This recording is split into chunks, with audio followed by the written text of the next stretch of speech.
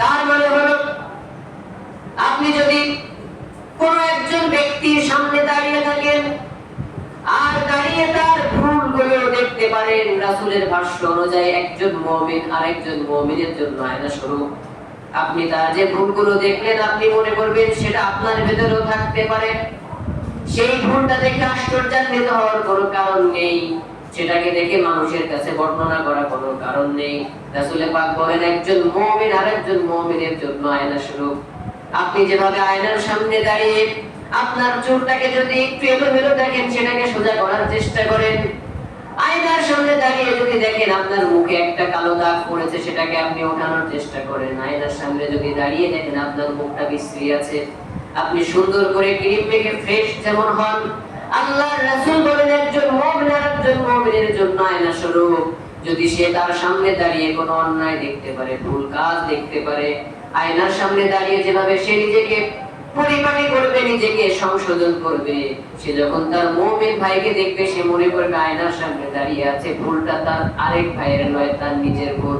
আয়নার সামনে দাঁড়িয়ে যেমন সে নিজেকে সংশোধন করে, সেই মুমিন ব্যক্তির সামনে দাঁড়িয়ে তার দোষ গুণগুলো মানুষের কাছে বলবে না, বরঞ্চ তাকে সংশোধনের চেষ্টা করবে। রাসূল পাক সাল্লাল্লাহু আলাইহি ওয়াসাল্লাম এরপরে বলেন ওমান সাতারা মুসলিমান সাতারাহুল্লাহু ফিদ দুনিয়া ওয়াল আখিরাহ।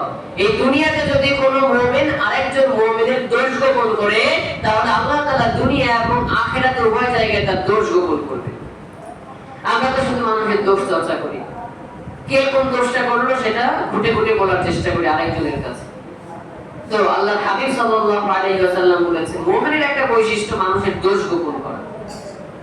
রাসূল সাল্লাল্লাহু আলাইহি ওয়াসাল্লাম অন্য হাদিসের ভিতরে বলেছেন একজন মুমিন আরেকজন মুমিনের জন্য আয়না স্বরূপ। তার মানে হলো আপনি যদি কোন একজন ব্যক্তির সামনে দাঁড়িয়ে থাকেন আর দাঁড়িয়ে তার ভুলগুলো দেখতে পারেন, রাসূলের ভাষ্য অনুযায়ী একজন মুমিন আরেকজন মুমিনের জন্য আয়না স্বরূপ। আপনি তার যে ভুলগুলো দেখলেন আপনি মনে করবেন সেটা আপনার ভেতরেও থাকতে পারে, সেই ভুলটা দেখে আশ্চর্যান্বিত হওয়ার কোনো কারণ নেই, সেটাকে দেখে মানুষের কাছে বর্ণনা করার কোনো কারণ নেই। রাসূল পাক বলেন একজন মুমিন আরেকজন মুমিনের জন্য আয়না স্বরূপ।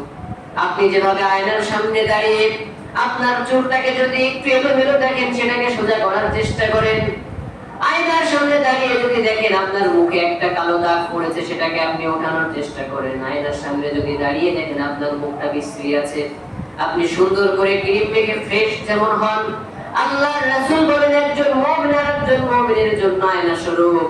যদি সে তার সামনে দাঁড়িয়ে কোনো অন্যায় দেখতে পারে, ভুল কাজ দেখতে পারে, আয়নার সামনে দাঁড়িয়ে যেভাবে সে নিজেকে পরিপাটি করবে, নিজেকে সংশোধন করবে, সে যখন তার মুমিন ভাইকে দেখবে সে মনে করবে আয়নার সামনে দাঁড়িয়ে আছে, ভুলটা তার আরেক ভাইয়ের নয়, তার নিজের ভুল।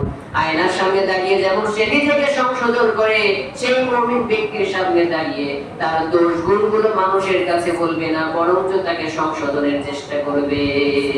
সুবহানাল্লাহ। আয়নার দৃষ্টান্ত দিয়ে রাসূল বললেন আয়নার মতো, আয়নার সামনে দাঁড়িয়ে আমি আমার চেহারাটাকে যদি একটু বিক্ষিপ্ত দেখি, আমার চুলগুলোকে একটু এলোমেলো দেখি, আমার কাপড়টা একটু ময়লা দেখি, আমি যখন সেটাকে সংশোধন করি, পরিপাটি করি, আমি যখন কোনো মুমিনের সামনে দাঁড়িয়ে তার বিক্ষিপ্ত অবস্থা দেখবো, অন্যায় দেখবো, মানুষের কাছে বলবো না, বরং আয়নায় দেখে যেমন নিজেকে সংশোধন করি, আমি আমার সে ভাইয়ের ভুলগুলো দেখে তাকে সংশোধনের চেষ্টা করি।